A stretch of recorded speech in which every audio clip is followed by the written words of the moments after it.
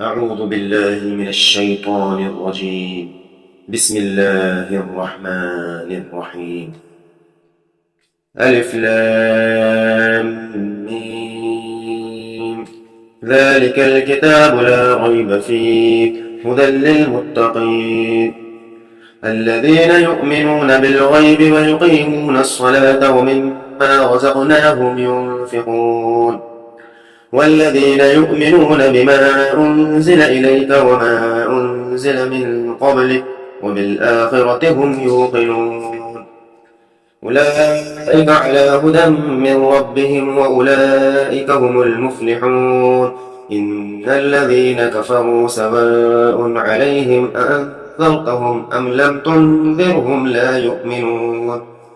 ختم الله على قلوبهم وعلى سمعهم وعلى أبصارهم غشاوة ولهم عذاب عظيم. ومن الناس من يقول آمنا بالله وباليوم الآخر وما هم بمؤمنين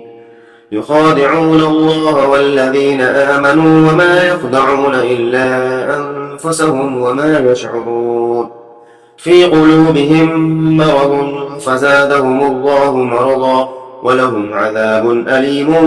بما كانوا يكذبون. وإذا قيل لهم لا تفسدوا في الأرض قالوا إنما نحن مصلحون ألا إنهم هم المفسدون ولكن لا يشعرون. وإذا قيل لهم آمنوا كما آمن الناس قالوا أنؤمن كما آمن السفهاء ألا إنهم هم السفهاء ولكن لا يعلمون. وإذا لقوا الذين آمنوا قالوا آمنا وإذا خلوا إلى شياطينهم قالوا إنا معكم إنما نحن مستهزئون. الله يستهزئ بهم ويمدهم في طغيانهم يعمهون. أولئك الذين اشتروا الضلالة بالهدى فما ربحت تجارتهم وما كانوا مهتدين. مثلهم كمثل الذي استوقد نارا فلما أضاءت ما حوله ذهب الله بنورهم وتركهم في ظلمات لا يبصرون. صم بكم عمي فهم لا يرجعون.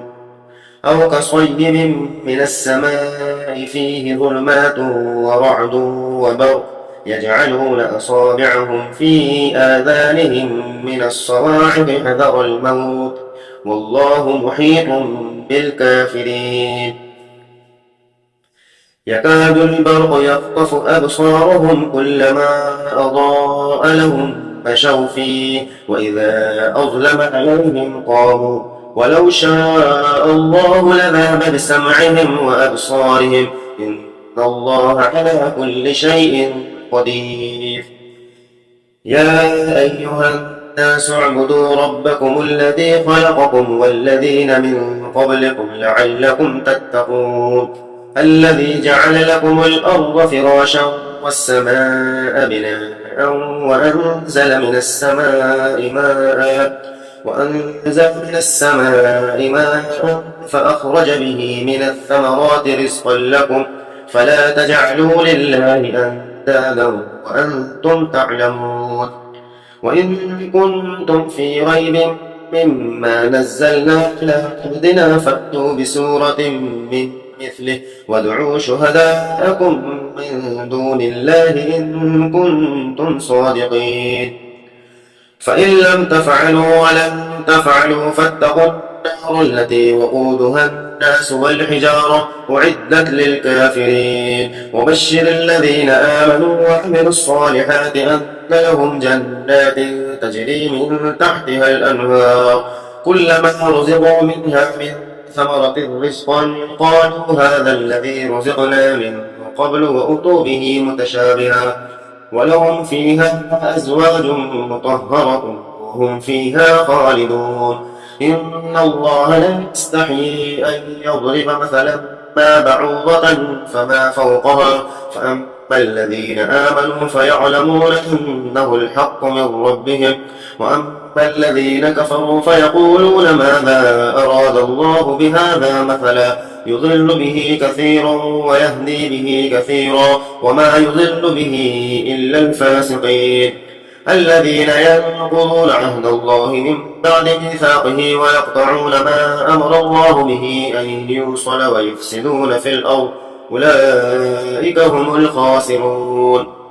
كيف تكفرون بالله وكنتم أمواتا فأحياكم ثم يميتكم ثم يحييكم ثم إليه ترجعون هو الذي خلق لكم ما في الأرض جميعا ثم استوى إلى السماء فسواهن 7 سماوات وهو بكل شيء عليم وإذ قال ربك للملائكة إني جاعل في الأرض خليفة قالوا أتجعل فيها من يفسد فيها ويسفك الدماء ونحن نسبح بحمدك ونقدس لك قال إني أعلم ما لا تعلمون وعلم آدم الأسماء كلها ثم عرضهم على الملائكة فقال أنبئوني بأسماء هؤلاء إن كنتم صادقين قالوا سبحانك لا علم لنا إلا ما علمتنا إنك أنت العليم الحكيم قال يا آدم أنبئهم بأسمائهم فلما أنبأهم بأسمائهم قال ألم أقل لكم إني أعلم غيب السماوات والأرض وأعلم ما تبدون وما كنتم تكتمون وإذ قلنا للملائكة اسجدوا لآدم فسجدوا إلا إبليس أبى واستكبر وكان من الكافرين وقلنا يا آدم اسكن أنت وزوجك الجنة وكلا منها رغدا حيث شئتما ولا تقربا هذه الشجرة فتكونا من الظالمين فأزلهما الشيطان عنها فأخرجهما مما كانا فيه وقلنا اهبطوا بعضكم لبعض عدو ولكم في الأرض مستقر ومتاع إلى حين فتلقى آدم من ربه كلمات فتاب عليه إنه هو التواب الرحيم قلنا اهبطوا منها جميعا فإما يأتينكم مني هدى فمن تبع هداي فلا خوف عليهم ولا هم يحزنون والذين كفروا وكذبوا بآياتنا أولئك أصحاب النار هم فيها خالدون يا بني إسرائيل اذكروا نعمتي التي أنعمت عليكم وأوفوا بعهدي أوف بعهدكم وإياي فارهبون وآمنوا بما أنزلت مصدقا لما معكم ولا تكونوا أول كافر به ولا تشتروا بآياتي ثمنا قليلا وإياي فاتقون ولا تلبسوا الحق بالباطل وتكتموا الحق وأنتم تعلمون وأقيموا الصلاة وآتوا الزكاة واركعوا مع الراكعين أتأمرون الناس بالبر وتنسون أنفسكم وأنتم تتلون الكتاب أفلا تعقلون واستعينوا بالصبر والصلاة وإنها لكبيرة إلا على الخاشعين الذين يظنون أنهم ملاقو ربهم وأنهم إليه راجعون يا بني إسرائيل اذكروا نعمتي التي أنعمت عليكم وأني فضلتكم على العالمين واتقوا يوما لا تجزي نفس عن نفس شيئا ولا يقبل منها شفاعة ولا يؤخذ منها عدل ولا هم ينصرون وإذ نجيناكم من آل فرعون يسومونكم سوء العذاب يذبحون أبناءكم ويستحيون نساءكم وفي ذلكم بلاء من ربكم عظيم وإذ فرقنا بكم البحر فأنجيناكم وأغرقنا أهل فرعون وأنتم تنظرون وإذ واعدنا موسى 40 ليلة ثم اتخذتم العجل من بعده وأنتم ظالمون ثم عفونا عنكم من بعد ذلك لعلكم تشكرون وإذ آتينا موسى الكتاب والفرقان لعلكم تهتدون وإذ قال موسى لقومه يا قوم إنكم ظلمتم أنفسكم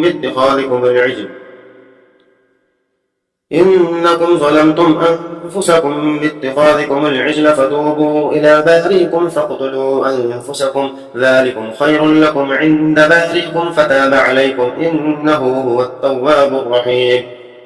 وإذ قلتم يا موسى لن نؤمن لك حتى نرى الله جهرة فأخذتكم الصاعقة وأنتم تنظرون ثم بعثناكم من بعد موتكم لعلكم تشكرون وظللنا عليكم الغمام وأنزلنا عليكم المن والسلوى كلوا من طيبات ما رزقناكم وما ظلمونا ولكن كانوا أنفسهم يظلمون وإذ قلنا ادخلوا هذه القرية فكلوا منها حيث شئتم رغدا وادخلوا الباب سجدا وقولوا حطة نغفر لكم خطاياكم وسنزيد المحسنين فبدل الذين ظلموا قولا غير الذي قيل لهم فأنزلنا على الذين ظلموا رجزا من السماء بما كانوا يفسقون وإذ استسقى موسى لقومه فقلنا اضرب بعصاك الحجر فانفجرت منه 12 عينا قد علم كل أناس مشربهم كلوا واشربوا من رزق الله ولا تعثوا في الأرض مفسدين وإذ قلتم يا موسى لن نصبر على طعام واحد فادع لنا ربك يخرج لنا مما تنبت الأرض من بقلها وقثائها وفومها وعدسها وبصلها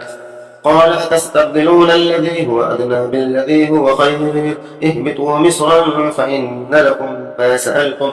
وضربت عليهم الذلة والمسكنة وباءوا بغضب من الله ذلك بأنهم كانوا يكفرون بآيات الله ويقتلون النبيين بغير الحق ذلك بما عصوا وكانوا يعتدون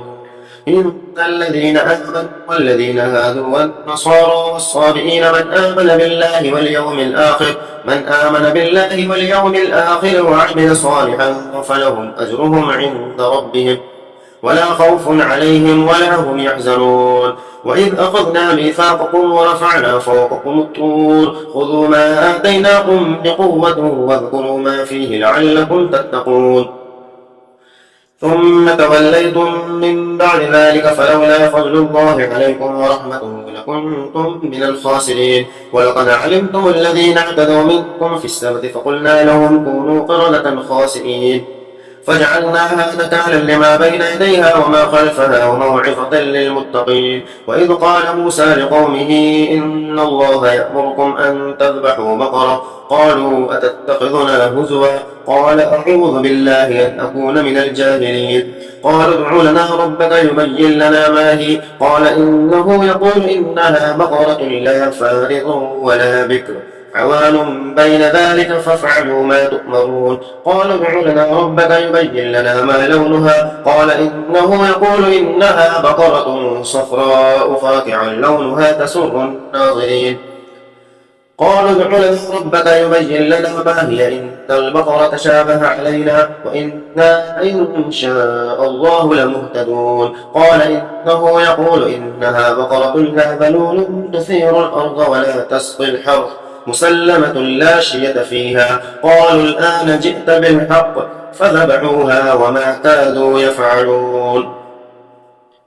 وإذ قتلتم نفسا فادارأتم فيها والله مخرج ما كنتم تكتمون فقلنا اضربوه ببعضها كذلك يحيي الله الموتى ويريكم آياته لعلكم تعقلون ثم قست قلوبكم من بعد ذلك فهي كالحجارة أو أشد قسوة وإن من الحجارة لما يتفجر منه الأنهار وإن منها لما يشقق فيخرج منه الماء وإن منها لما يهبط من خشية الله وما الله بغافل عما تعملون أفتطمعون أن يؤمنوا لكم وقد كان فريق منهم يسمعون كلام الله ثم يحرفونه من بعد ما عقلوه وهم يعلمون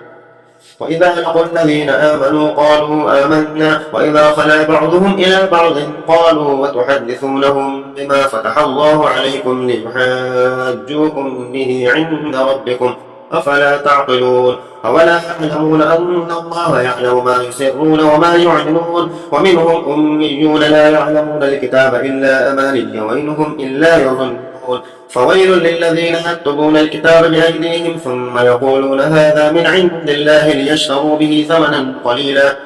فويل لهم مما كتبت أيديهم وويل لهم مما يكسبون وقالوا لن تمسنا النار إلا أياما معدودة قل اتخذتم عند الله عهدا فلن يخلف الله عهده أم تقولون على الله ما لا تعلمون بلى من كسب سيئة وأحاطت به خطيئته فأولئك أصحاب النار هم فيها خالدون والذين آمنوا وعملوا الصالحات أولئك أصحاب الجنة هم فيها خالدون وإذ أخذنا ميثاق بني إسرائيل لا تعبدون إلا الله وبالوالدين إحسانا وذي القربى واليتامى والمساكين وقولوا للناس حسنا وأقيموا الصلاة وآتوا الزكاة ثم توليتم إلا قليلا منكم وأنتم معرضون وإذ أخذنا ميثاقكم لا تسفكون دماءكم ولا تخرجون أنفسكم من دياركم ثم أقررتم وأنتم تشهدون ثم أنتم هؤلاء تقتلون أنفسكم وتخرجون فريقا منكم من ديارهم تظاهرون عليهم بالإثم والعدوان وإن يأتوكم أسارى تفادوهم وهو محرم عليكم إخراجهم أفتؤمنون ببعض الكتاب وتكفرون ببعض فما جزاء من يفعل ذلك منكم إلا خزي في الحياة الدنيا ويوم القيامة يردون إلى أشد العذاب وما الله بغافل عما تعملون أولئك الذين اشتروا الحياة الدنيا بالآخرة فلا يخفف عنهم العذاب ولا هم ينصرون ولقد آتينا موسى الكتاب وقفينا من بعده بالرسل وآتينا عيسى ابن مريم البينات وأيدناه بروح القدس أفكلما جاءكم رسول بما لا تهوى أنفسكم استكبرتم ففريقا كذبتم وفريقا تقتلون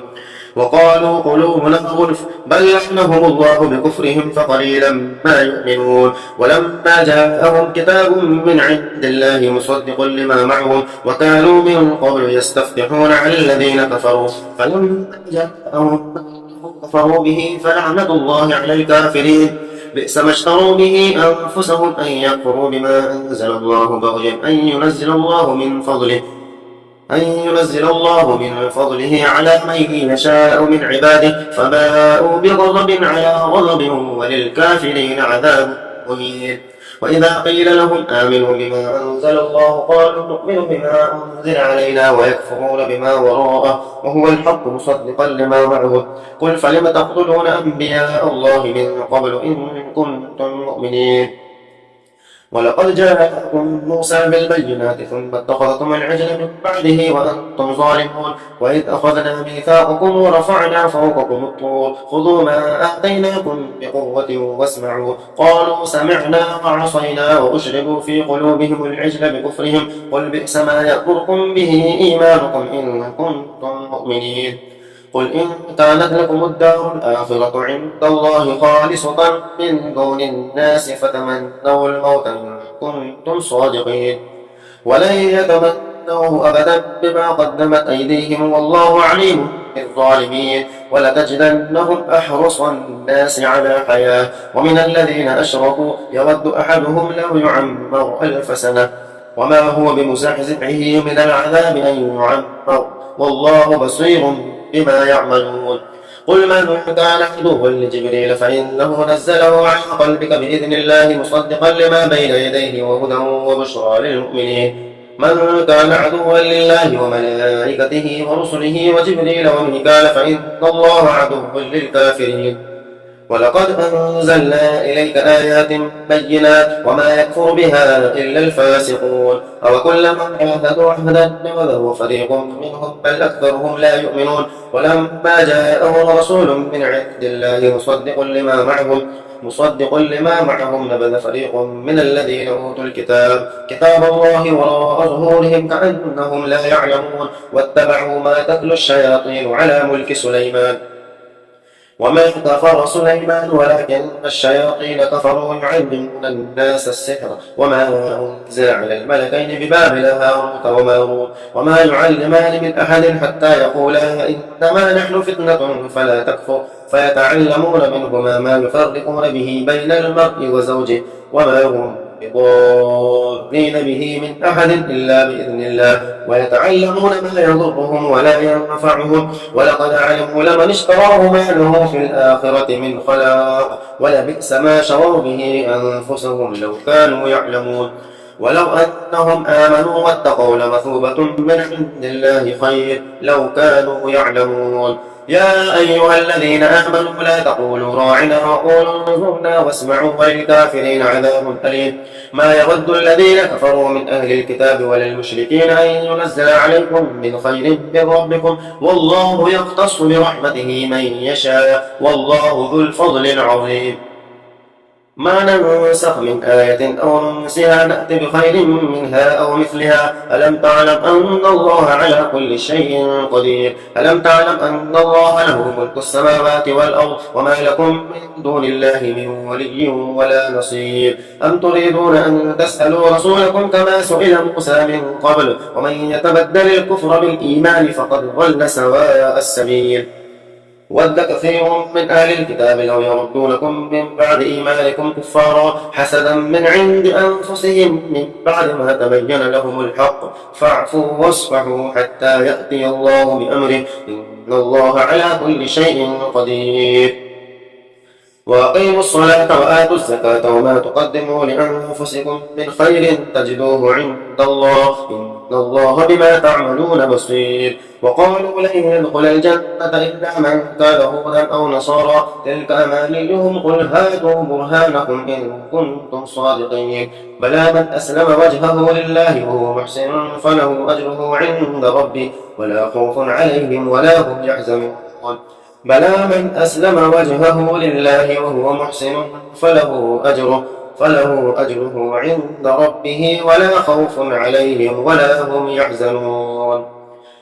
وقالت اليهود ليست النصارى على شيء وقالت النصارى ليست اليهود على شيء وهم يتلون الكتاب كذلك قال الذين لا يعلمون مثل قولهم فالله يحكم بينهم يوم القيامة فيما كانوا فيه يختلفون. ومن أظلم ممن منع مساجد الله أن يذكر فيها اسمه وسعى في خرابها أولئك ما كان لهم أن يدخلوها إلا خائفين لهم في الدنيا خزي ولهم في الآخرة عذاب عظيم. ولله المشرق والمغرب فأينما تولوا فثم وجه الله إن الله واسع عليم. وقالوا اتخذ الله ولدا سبحانه بل له ما في السماوات والأرض كل له قانتون. بديع السماوات والأرض وإذا قضى أمرا فإنما يقول له كن فيكون. وقال الذين لا يعلمون لولا يكلمنا الله أو تأتينا آية كذلك قال الذين من قبلهم مثل قولهم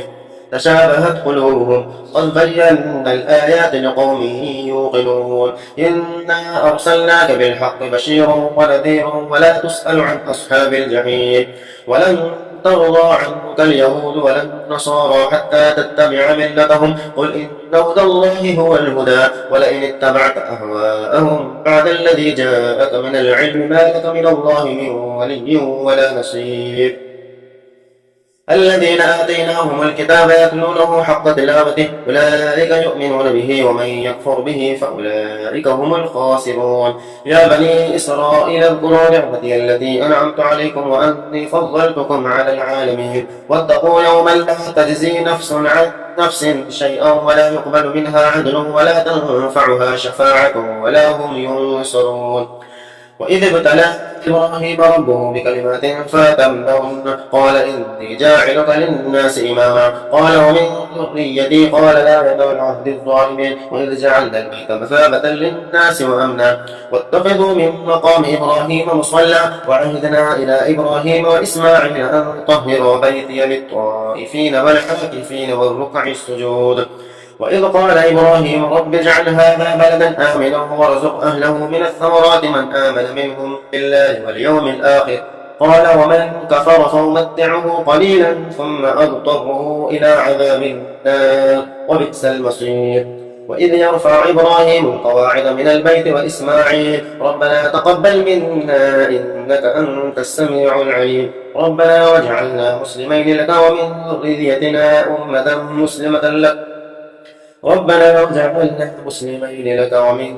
ذريتنا أمة مسلمة لك وأرنا مناسكنا وتب علينا إنك أنت التواب الرحيم. ربنا وابعث فيهم رسولا منهم يتلو عليهم آياتك ويعلمهم الكتاب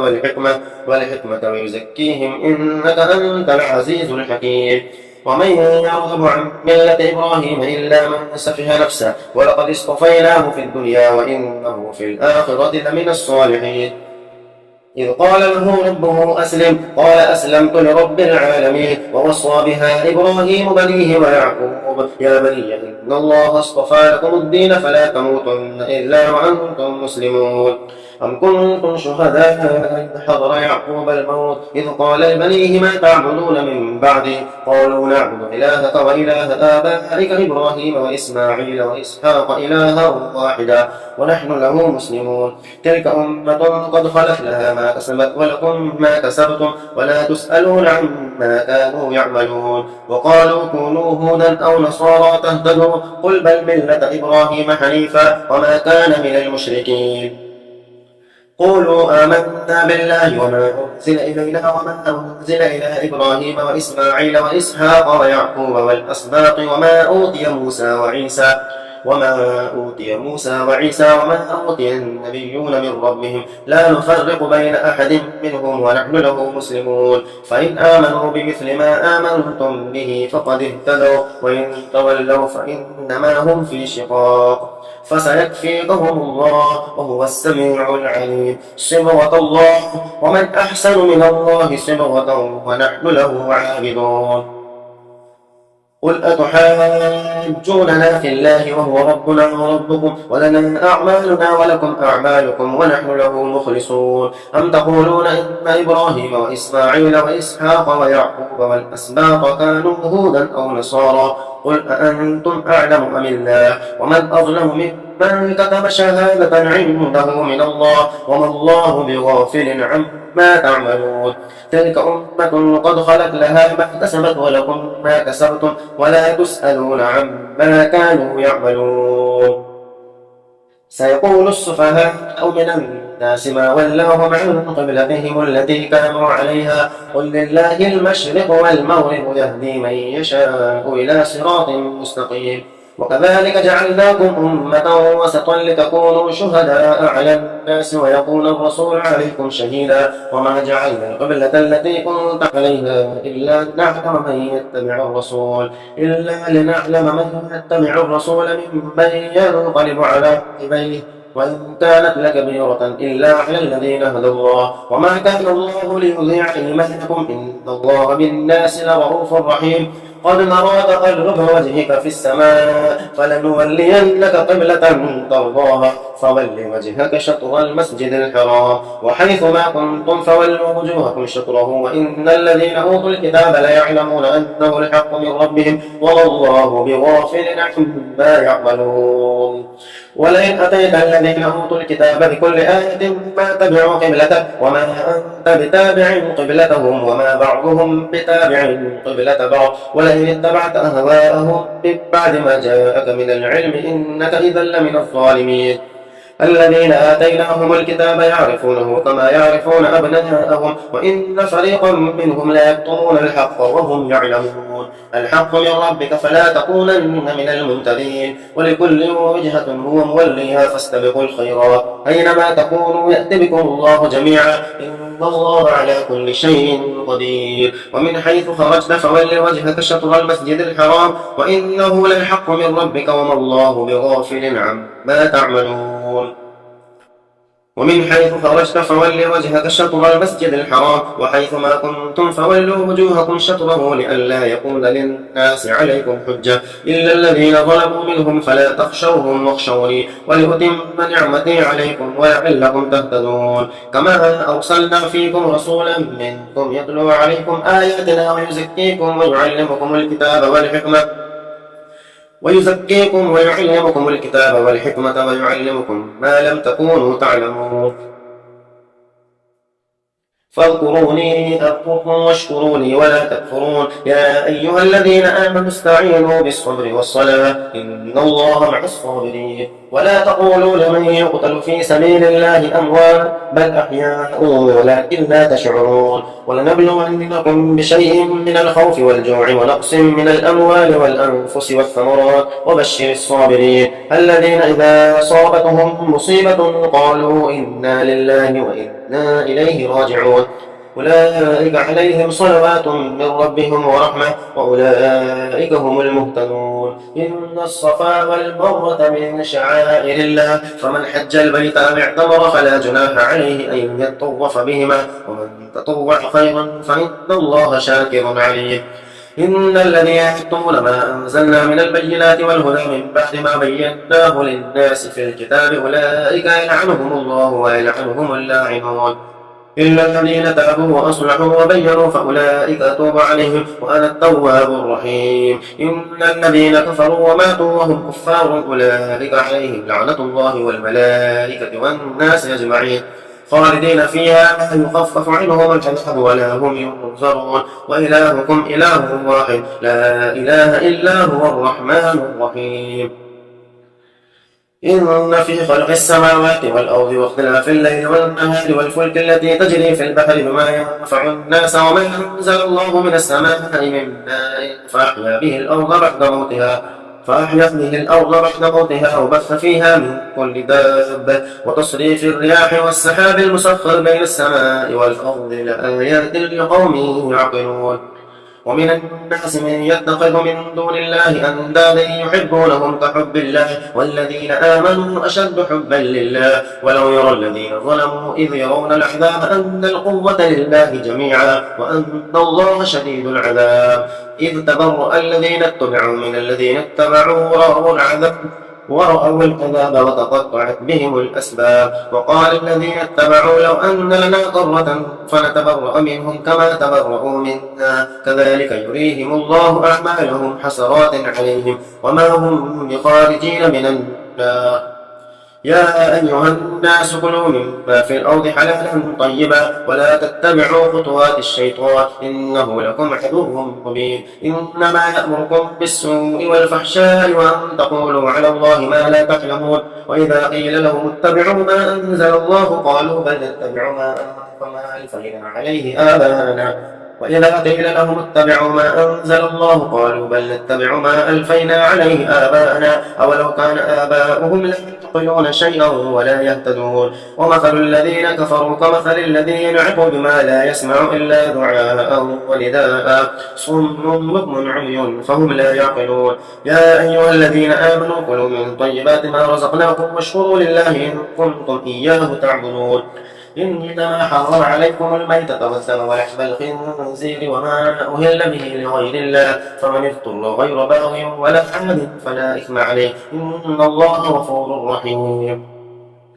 إن الذين يكتمون ما أنزل الله من الكتاب ويشترون به ثمنا قليلا أولئك ما يأكلون في بطونهم إلا النار ولا يكلمهم الله يوم القيامة ولا يزكيهم ولهم عذاب أليم. أولئك الذين اشتروا الضلالة بالهدى والعذاب بالمغفرة فما أصبرهم على النار ذلك بأن الله نزل الكتاب بالحق وإن الذين اختلفوا في الكتاب لفي شقاق بعيد. ليس البر أن تولوا وجوهكم قبل المشرق والمغرب ولكن البر من آمن بالله واليوم الآخر والملائكة والكتاب والنبيين وآتى المال على حبه ذوي القربى واليتامى والمساكين وابن السبيل والسائلين وفي الرقاب وأقام الصلاة وآتى الزكاة والموفون بعهدهم إذا عاهدوا والصابرين في البأساء والضراء وحين البأس أولئك الذين صدقوا وأولئك هم المتقون. يا أيها الذين آمنوا كتب عليكم القصاص في القتلى الحر بالحر والعبد بالعبد والأنثى بالأنثى فمن عفي له من أخيه شيء فاتباع بالمعروف وأداء إليه بإحسان ذلك تخفيف من ربكم ورحمة فمن اعتدى بعد ذلك فله عذاب أليم. ولكم في القصاص حياة يا أولي الألباب لعلكم تتقون. كتب عليكم إذا حضر أحدكم الموت إن ترك خيرا الوصية للوالدين والأقربين بالمعروف حقا على المتقين فمن بدله بعدما سمعه فإنما إثمه على الذين يبدلونه إن الله سميع عليم. فمن خاف من موص جنفا أو إثما فأصلح بينهم فلا إثم عليه إن الله غفور رحيم. يا أيها الذين آمنوا كتب عليكم الصيام كما كتب على الذين من قبلكم لعلكم تتقون أياما معدودات فمن كان منكم مريضا أو على سفر فعدة من أيام أخر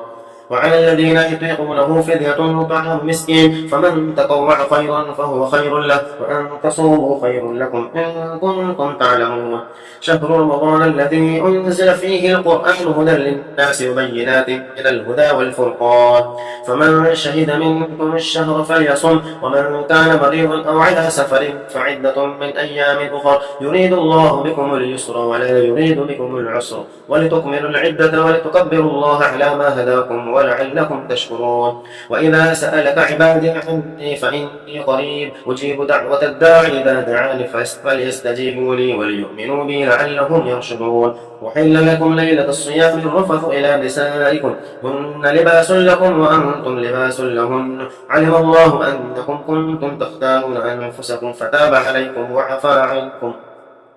فالآن باشروهن وابتغوا ما كتب الله لكم، وكلوا واشربوا حتى يتبين لكم الخيط الأبيض من الخيط الأسود من الفجر، ثم أتموا الصيام إلى الليل، ولا تباشروهن وأنتم عاكفون في المساجد، تلك حدود الله فلا تقربوها، كذلك يبين الله آياته للناس لعلهم يتقون. ولا تأكلوا أموالكم بينكم بالباطل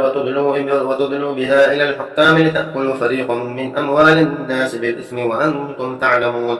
يسألونك عن الأهلة قل هي مواقيت للناس والحج، وليس البر بأن تأتوا البيوت من زهورها ولكن البر من اتقى، وأتوا البيوت من أبوابها واتقوا الله لعلكم تفلحون. وقاتلوا في سبيل الله الذين يقاتلونكم ولا تعتدوا إن الله لا يحب المعتدين، واقتلوهم حيث ثقفتموهم وأخرجوهم من حيث أخرجوكم والفتنة أشد من القتل، ولا تقاتلوهم عند المسجد الحرام حتى يقاتلوكم فيه، فإن قاتلوكم فاقتلوهم كذلك جزاء الكافرين، فإن انتهوا فإن الله غفور رحيم. وقاتلوهم حتى لا تكون فتنة ويكون الدين لله، فإن انتهوا فلا عدوان إلا على الظالمين. الشهر الحرام بالشهر الحرام والحرمات قصاص، فمن اعتدى عليكم فاعتدوا عليه بمثل ما اعتدى عليكم، واتقوا الله واعلموا أن الله مع المتقين. وأنفقوا في سبيل الله ولا تلقوا بأيديكم إلى التهلكة وأحسنوا إن الله يحب المحسنين. وأتموا الحج والعمرة لله، فإن أحصرتم فما استيسر من الهدي، ولا تحلقوا رؤوسكم حتى يبلغ الهدي محله، فمن كان منكم مريض أو به أذى من رأسه ففدية من صيام أو صدقة أو نسك، فإذا أمنتم فمن تمتع بالعمرة إلى الحج فما استيسر من الهدي، فمن لم يجد فصيام 3 أيام في الحج و7 إذا رجعتم، تلك 10 كاملة، ذلك لمن لم يكن أهله حاضر المسجد الحرام، واتقوا الله واعلموا أن الله شديد العقاب. الحج أشهر معلومات، فمن فرض فيهن الحج فلا رفث ولا فسوق ولا جدال في الحج، وما تفعلوا من خير يعلمه الله، وتزودوا فإن خير الزاد التقوى، واتقون يا أولي الألباب. ليس عليكم جناح أن تبتغوا فضلا من ربكم، فإذا أفضتم من عرفات فاذكروا الله عند المشعر الحرام، واذكروه كما هداكم وإن كنتم من قبله لمن الضالين. ثم أفيضوا من حيث أفاض الناس واستغفروا الله إن الله غفور رحيم. فإذا قضيتم مناسككم فاذكروا الله كذكركم آباءكم أو أشد ذكرا، فمن الناس من يقول ربنا آتنا في الدنيا وما له في الآخرة من خلاق، ومنهم من يقول ربنا آتنا في الدنيا حسنة وفي الآخرة حسنة وقنا عذاب النار، أولئك لهم نصيب مما كسبوا والله سريع الحساب. واذكروا الله في أيام معدودات، فمن تعجل في يومين فلا إثم عليه، ومن تأخر فلا إثم عليه لمن اتقى، واتقوا الله واعلموا أنكم إليه تحشرون. ومن الناس من يعجبك قوله في الحياة الدنيا ويشهد الله على ما في قلبه وهو ألد الخصام، وإذا تولى سعى في الأرض ليفسد فيها ويهلك الحرث والنسل والله لا يحب الفساد. وإذا قيل له اتق الله أخذته العزة بالإثم فحسبه جهنم وبئس المهاد. ومن الناس من يشري نفسه ابتغاء مرضات الله والله رؤوف بالعباد. يا أيها الذين آمنوا ادخلوا في السلم كافة ولا تتبعوا خطوات الشيطان إنه لكم عدو مبين فإن زللتم من بعد ما جاءتكم البينات فاعلموا أن الله عزيز حكيم هل ينظرون إلا أن يأتيهم الله في ظلل من الغمام والملائكة وقضي الأمر وإلى الله ترجع الأمور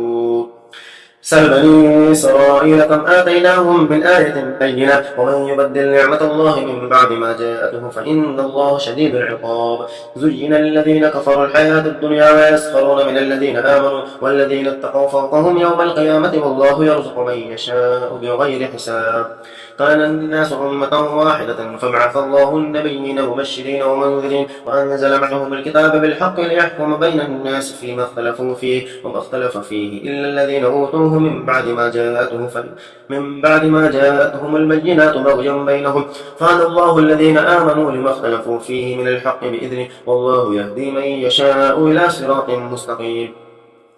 أم حسبتم أن تدخلوا الجنة ولما يأتكم مثل الذين خلوا من قبلكم مستهم البأساء والضراء وزلزلوا حتى يقول الرسول والذين آمنوا معه متى نصر الله ألا إن نصر الله قريب يسألونك ماذا ينفقون قل ما أنفقتم من خير فللوالدين والأقربين واليتامى والمساكين وابن السبيل وما تفعلوا من خير فإن الله به عليم كتب عليكم القتال وهو كره لكم وعسى أن تكرهوا شيئا وهو خير لكم وعسى أن تحبوا شيئا وهو شر لكم والله يعلم وأنتم لا تعلمون يسألونك عن الشهر الحرام قتال فيه قل قتال فيه كبير وصد عن سبيل الله وكفر به والمسجد الحرام وإخراج أهله منه أكبر عند الله والفتنة أكبر من القتل ولا يزالون يقاتلونكم حتى يردوكم عن دينكم إن استطاعوا ومن يرتد منكم عن دينه فيمت وهو كافر فأولئك حبطت أعمالهم في الدنيا والآخرة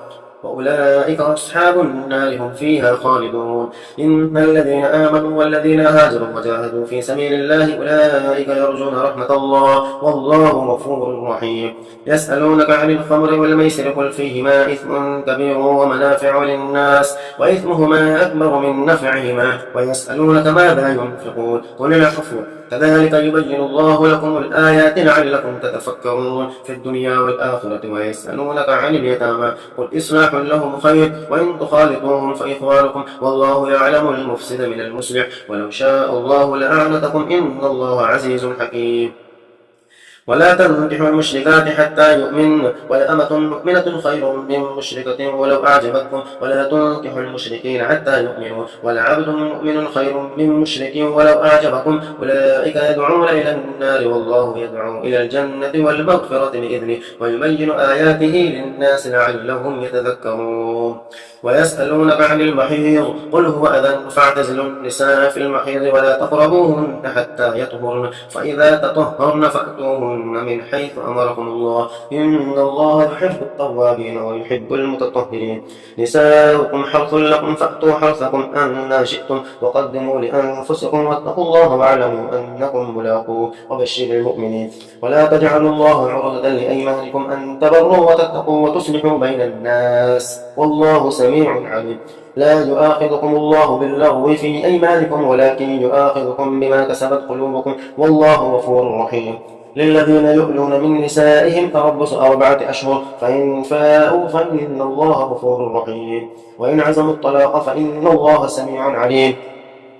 والمطلقات يتربصن بأنفسهن 3 قروء ولا يحل لهن أن يكتمن ما خلق الله في أرحامهن إن كن يؤمن بالله واليوم الآخر وبعولتهن أحق بردهن في ذلك إن أرادوا إصلاحا ولهن مثل الذي عليهن بالمعروف وللرجال عليهن درجة والله عزيز حكيم الطلاق 2 مرتان فإمساك بمعروف أو تسريح بإحسان ولا يحل لكم أن تأخذوا مما آتيتموهن شيئا إلا أن يخافا ألا يقيما حدود الله فإن خفتم ألا يقيما حدود الله فلا جناح عليهما فيما افتدت به تلك حدود الله فلا تعتدوها ومن يتعد حدود الله فأولئك هم الظالمون فإن طلقها فلا تحل له من بعد حتى تنكح زوجا غيره فإن طلقها فلا جناح عليهما أن يتراجعا ظن أن يقيما حدود الله وتلك حدود الله يبينها لقوم يعلمون. وإذا طلقتم النساء فبلغن أجلهن فأمسكوهن بمعروف أو سرحوهن بمعروف ولا تمسكوهن ضرارا لتعتدوا ومن يفعل ذلك فقد ظلم نفسه. ولا تتخذوا آيات الله هزوا واذكروا نعمة الله عليكم وما أنزل عليكم من الكتاب والحكمة يعظكم به واتقوا الله واعلموا أن الله بكل شيء عليم. وإذا طلقتم النساء فبلغن أجلهن فلا تعضلوهن أن ينكحن أزواجهن إذا تراضوا بينهم بالمعروف ذلك يراد به من كان منكم يؤمن بالله واليوم الآخر ذلكم أزكى لكم وأطهر والله يعلم وأنتم لا تعلمون. والوالدات يرضعن أولادهن حولين كاملين لمن أراد أن يتم الرضاعة وعلى المولود له رزقهن وكسوتهن بالمعروف لا تكلف نفس إلا وسعها لا تضار والدة بولدها ولا مولود له بولده وعلى الوارث مثل ذلك فإن أرادا فصالا عن تراض منهما وتشاور فلا جناح عليهما. وإن أردتم أن تسترضعوا أولادكم فلا جناح عليكم إذا سلمتم ما آتيتم بالمعروف واتقوا الله واعلموا أن الله بما تعملون بصير. والذين يتوفون منكم ويذرون أزواجا يتربصن بأنفسهن 4 أشهر وعشرا فإذا بلغن أجلهن فلا جناح عليكم فيما فعلن في أنفسهن بالمعروف والله بما تعملون خبير. ولا جناح عليكم فيما عرضتم به من خطبة النساء أو أكنتم في أنفسكم علم الله أنكم ستذكرونهن ولكن لا تواعدوهن سرا إلا أن تقولوا قولا معروفا ولا تعزموا عقدة النكاح حتى يبلغ الكتاب أجله واعلموا أن الله يعلم ما في أنفسكم فاحذروه واعلموا أن الله غفور حليم. لا جناح عليكم إن طلقتم النساء ما لم تمسوهن أو تفرضوا لهن فريضة ومتعوهن على الموسع قدره وعلى المقتر قدره متاعا بالمعروف حقا على المحسنين. وإن طلقتموهن من قبل أن تمسوهن وقد فرضتم لهن فريضة فنصف ما فرضتم إلا أن يعفون أو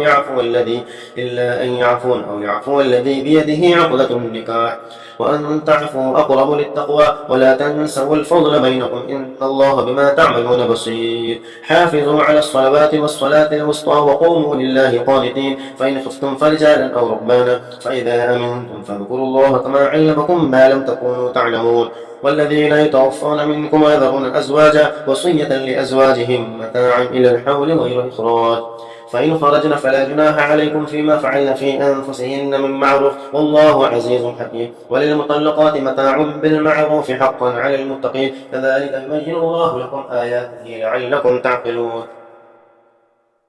ألم تر إلى الذين خرجوا من ديارهم وهم ألوف حذر الموت فقال لهم الله موتوا ثم أحياهم إن الله لذو فضل على الناس ولكن أكثر الناس لا يشكرون.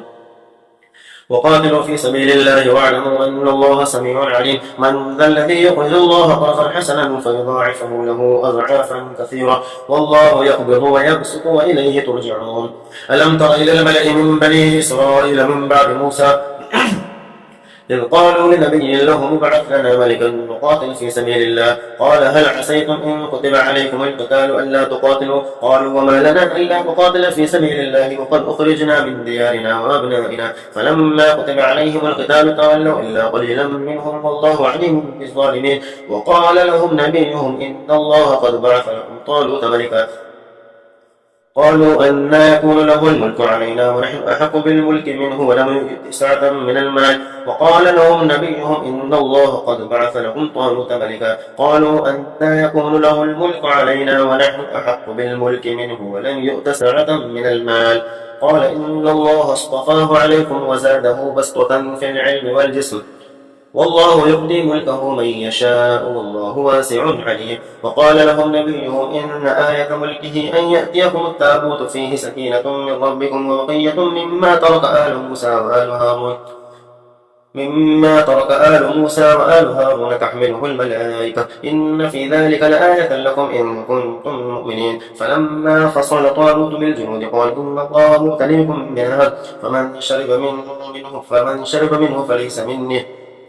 قال إن الله مبتليكم بنهر فمن شرب منه فليس مني ومن لم يطعمه فإنه مني إلا من اغترف غرفة بيده فشربوا منه إلا قليلا منهم فلما جاوزه هو والذين آمنوا معه قالوا لا طاقة لنا اليوم بجالوت وجنوده قال الذين يظنون أنهم ملاقو الله كم من فئة قليلة غلبت فئة كثيرة بإذن الله والله مع الصابرين ولما برزوا لجالوت وجنوده قالوا ربنا أفرغ علينا صبرا وثبت أقدامنا وانصرنا على القوم الكافرين فهزموهم بإذن الله وقتل داود جالوت وآتاه الله الملك والحكمة وعلمه مما يشاء ولولا دفع الله الناس بعضهم ببعض لفسدت الأرض ولكن الله ذو فضل على العالمين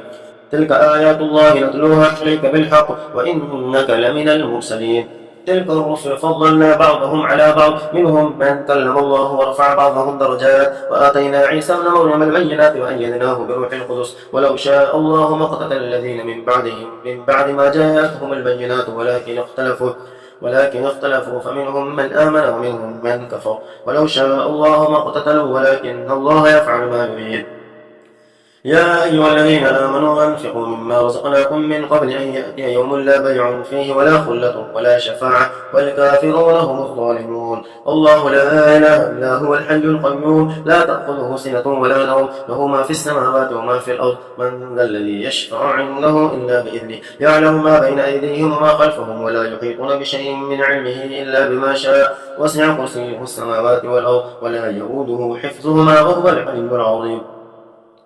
لا إكراه في الدين قد تبين الرشد من الغي فمن يكفر بالطاغوت ويؤمن بالله فقد استمسك بالعروة الوثقى لا انفصام لها والله سميع عليم الله ولي الذين آمنوا يخرجهم من الظلمات إلى النور والذين كفروا أولياءهم الطاغوت يخرجونهم من النور إلى الظلمات أولئك أصحاب النار هم فيها خالدون ألم تر إلى الذي حاج إبراهيم في ربه أن آتاه الله الملك إذ قال إبراهيم ربي الذي يحيي ويميت قال أنا أحيي وأميت قال إبراهيم فإن الله يأتي بالشمس من المشرق فأت بها من المغرب فبهت الذي كفر والله لا يهدي القوم الظالمين أو كالذي مر على قرية وهي خاوية على عروشها قال أن يحيي هذه الله بعد موتها فأماته الله 100 عام ثم بعثه قال كم لبثت قال لبثت يوما أو بعض يوم قال بل لبثت 100 عام فانظر إلى طعامك وشرابك لم يتسنه وانظر إلى حمارك ولنجعلك آية للناس وانظر إلى العظام كيف ننشدها ثم نكسوها لحما وانظر إلى حمارك ولنجعلك آية للناس وانظر إلى العظام كيف ننشزها ثم نكسوها لحما فلما تبين له قال أعلم أن الله على كل شيء قدير وإذ قال إبراهيم رب أرني كيف تحيي الموتى قال أولم تؤمن قال بلى ولكن ليطمئن قلبي قال فخذ 4 من الطير فصرهن إليك ثم اجعل على كل جبل منهن جزءا ثم ادعهن يأتينك سعيا واعلم أن الله عزيز حكيم مثل الذين ينفقون أموالهم في سبيل الله كمثل حبة أنبتت 7 سنابل في كل سنبلة 100 حبة والله يضاعف لمن يشاء والله واسع عليم الذين ينفقون أموالهم في سبيل الله ثم لا يتبعون ما أنفقوا منا ولا أذى لهم أجرهم عند ربهم ولا خوف عليهم ولا هم يحزنون قول معروف ومغفرة خير من صدقة يتبعها أذى والله غني حليم يا أيها الذين آمنوا لا تبطلوا صدقاتكم بالمن والأذى كالذي ينفق ماله رئاء الناس ولا يؤمن بالله واليوم الآخر فمثله كمثل صفوان عليه تراب فأصابه وابل فتركه صلدا لا يقدرون على شيء مما كسبوا والله لا يهدي القوم الكافرين ومثل الذين ينفقون أموالهم ابتغاء مرضات الله وتثبيتا من أنفسهم كمثل جنة بربوة أصابها وابل فآتت أكلها ضعفين فإن لم يصبها وابل فطل والله بما تعملون بصير أيود أحدكم أن تكون له جنة من نخيل وأعناب تجري من تحتها الأنهار له فيها من كل الثمرات وأصابه الكبر وله ذرية ضعفاء فأصابها إعصار فيه نار فاحترقت كذلك يبين الله لكم الآيات لعلكم تتفكرون يا أيها الذين آمنوا أنفقوا من طيبات ما كسبتم ومما أخرجنا لكم من الأرض ولا تيمموا الخبيث منه تنفقون ولستم بآخذه إلا أن تغمزوا فيه واعلموا أن الله غني حميد. الشيطان يعدكم الفقر ويأمركم بالفحشاء والله يعدكم مغفرة منه وفضلا والله واسع عليم. يؤتي الحكمة من يشاء ومن يؤتي الحكمة فقد أوتي خيرا كثيرا وما يذكر إلا أولو الألباب. وما أنفقتم من نفقة أو نذرتم من نذر فإن الله يعلم وما للظالمين من أنصار. إن تبدوا الصدقات فنعما هي وإن تخفوها وتؤتوها الفقراء فهو خير لكم ويكفر عنكم من سيئاتكم والله بما تعملون خبير. ليس عليك هداهم ولكن الله يهدي من يشاء وما تنفقوا من خير فلأنفسكم وما تنفقون إلا ابتغاء وجه الله وما تنفقوا من خير يوفى إليكم وأنتم لا تظلمون. للفقراء الذين يحسنوا في سبيل الله لا يستطيعون ضربا في الأرض يحسبهم الجاهل أغنياء من التعفف تعرفهم بسيماهم لا يسألون الناس إلحافا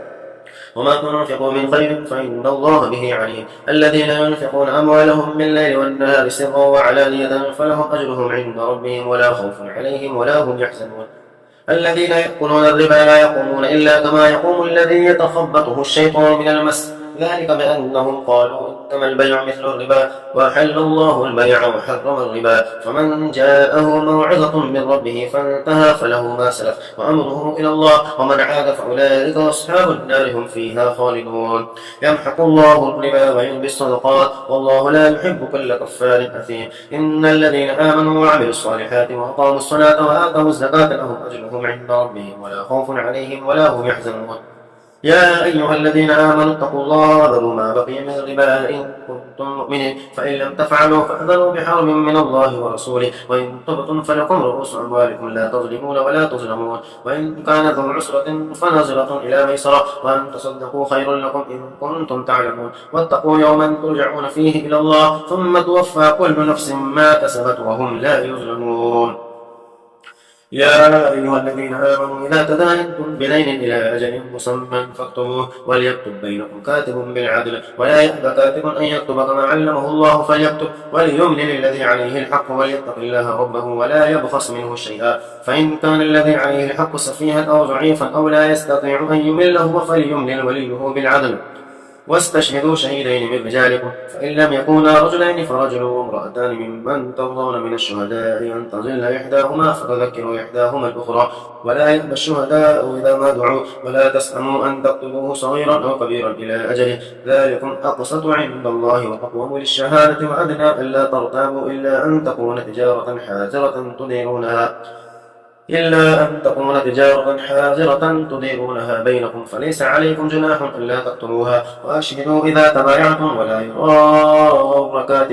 كاتب ولا شهيد وإن تفعلوا فإنه فسوق بكم واتقوا الله ويعلمكم الله والله بكل شيء عليم. وإن كنتم على سفر ولم تجدوا كاتبا فرهان مقبوضة فإن أمن بعضكم بعضا فليؤدي الذي اؤتمن أمانته وليتق الله ربه ولا تكتموا الشهادة ومن يكتمها فإنه آثم قلبه والله بما تعملون عليم. لله ما في السماوات وما في الأرض وإن تبدوا ما في أنفسكم أو تخفوه يحاسبكم به الله فيغفر لمن يشاء ويعذب من يشاء والله على كل شيء قدير. آمن الرسول بما أنزل إليه من ربه والمؤمنون كل آمن بالله وملائكته وكتبه ورسله لا نفرق بين أحد من رسله وقالوا سمعنا وأطعنا غفرانك ربنا وإليك المصير. لا يكلف الله نفسا إلا وسعها لها ما كسبت وعليها ما اكتسبت. ربنا لا تؤاخذنا إن نسينا أو أخطأنا ربنا ولا تحمل علينا إصرا كما حملته على الذين من قبلنا ربنا ولا تحملنا ما لا طاقة لنا به واعف عنا واغفر لنا وارحمنا أنت مولانا